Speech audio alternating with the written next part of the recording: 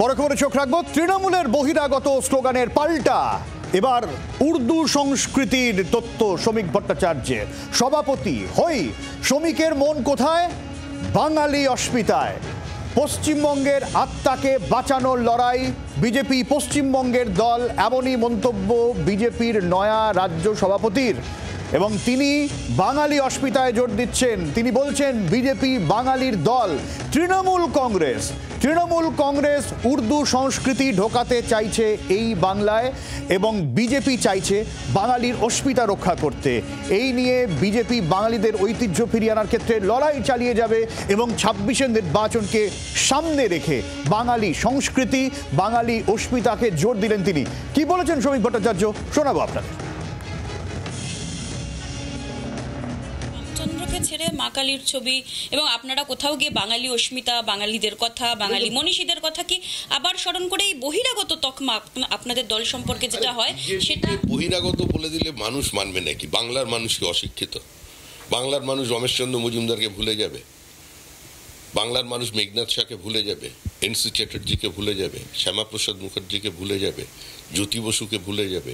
রতনলাল ব্রহ্মণকে ভুলে যাবে?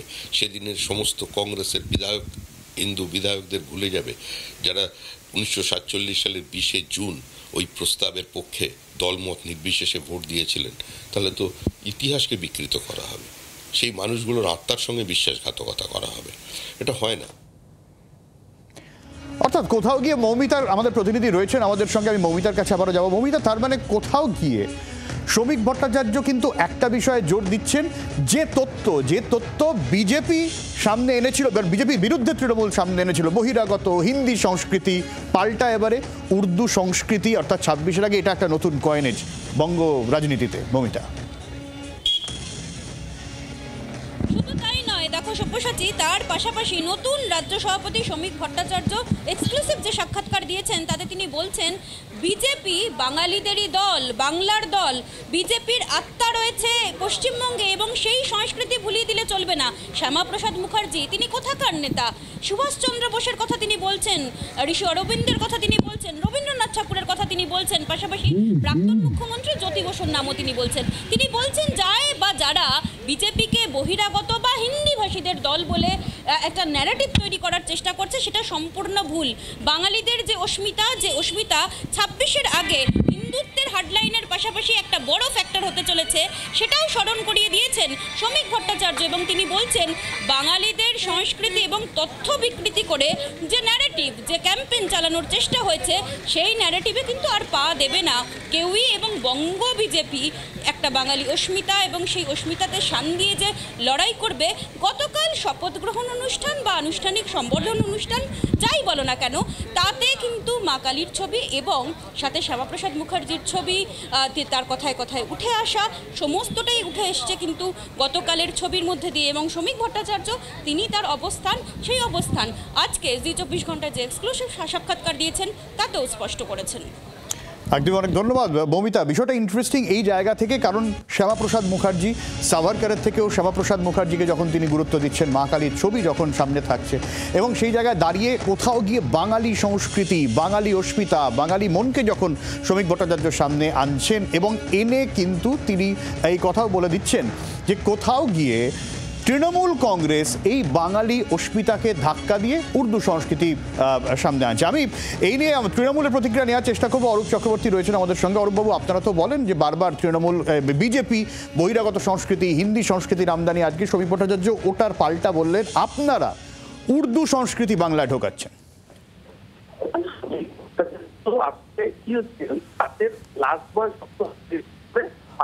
অরূপবাবু, কথা একটু কেটে যাচ্ছে, আপনি একটু সরে গিয়ে প্লিজ কথা বলুন, কথা কেটে যাচ্ছে।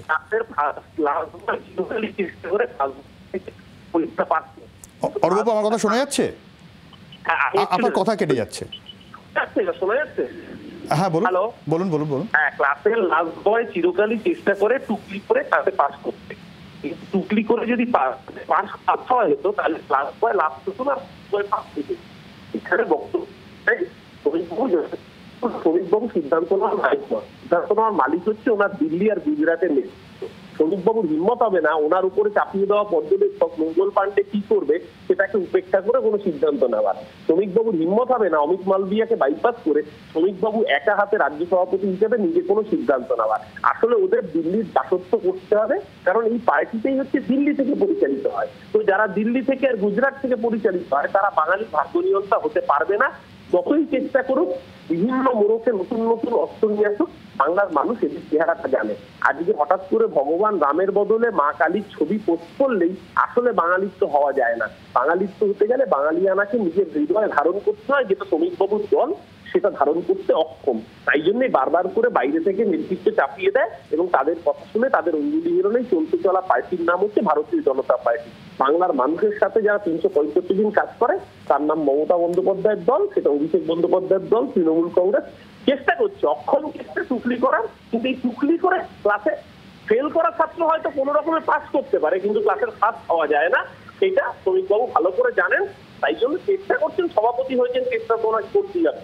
বাংলার মানুষ ওনার এই চেষ্টায় কোন রকম কর্ণপাত করবে বলে আমাদের অন্তত মনে হয় না। অনেক ধন্যবাদ। অরূপ চক্রবর্তী ছিলেন আমাদের সঙ্গে এবং তৃণমূল কংগ্রেসের তরফ থেকে যেটা দাবি করা হলো গোটা বিষয়টা এই টুকলি করার চেষ্টা করছেন, এটা এভাবে হয় না এবং আদতে বিজেপি গুজরাট এবং দিল্লি থেকে নিয়ন্ত্রিত হবে। সেই জায়গায় দাঁড়িয়ে শ্রমিক ভট্টাচার্যের এখানে কতটা গুরুত্ব থাকবে তা নিয়ে তৃণমূল কংগ্রেসের প্রশ্ন। আরেকবার শোনাই আপনাদের শ্রমিক ভট্টাচার্য ঠিক কি বলেছেন আমাদের প্রতিনিধি মমিতার সঙ্গে যখন তিনি কথা বলছিলেন, শুনুন। রামচন্দ্রকে ছেড়ে মা কালীর ছবি এবং আপনারা কোথাও গিয়ে বাঙালি অস্মিতা, বাঙালিদের কথা, বাঙালি মনীষীদের কথা কি আবার স্মরণ করে এই বহিরাগত তকমা আপনাদের দল সম্পর্কে যেটা হয় সেটা বহিরাগত বলে দিলে মানুষ মানবে নাকি? বাংলার মানুষ কি অশিক্ষিত? বাংলার মানুষ রমেশচন্দ্র মজুমদারকে ভুলে যাবে, বাংলার মানুষ মেঘনাথ শাহকে ভুলে যাবে, এনসি চ্যাটার্জিকে ভুলে যাবে, শ্যামাপ্রসাদ মুখার্জিকে ভুলে যাবে, জ্যোতি বসুকে ভুলে যাবে, রতনলাল ব্রহ্মণকে ভুলে যাবে, সেদিনের সমস্ত কংগ্রেসের হিন্দু বিধায়কদের ভুলে যাবে যারা 1947 সালের 20 জুন ওই প্রস্তাবের পক্ষে দলমত নির্বিশেষে ভোট দিয়েছিলেন। তাহলে তো ইতিহাসকে বিকৃত করা হবে, সেই মানুষগুলোর আত্মার সঙ্গে বিশ্বাসঘাতকতা করা হবে। এটা হয় না। আমরা একটু কংগ্রেসের প্রতিক্রিয়া নেওয়ার চেষ্টা করি।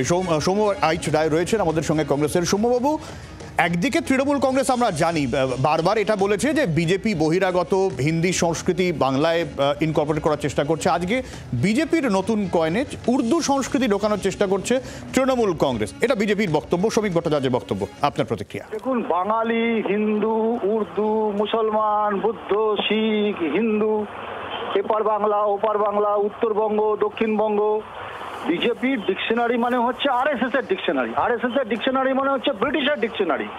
ও ব্রিটিশের ডিকশনারি পড়ে ওরা বড় হয়েছে।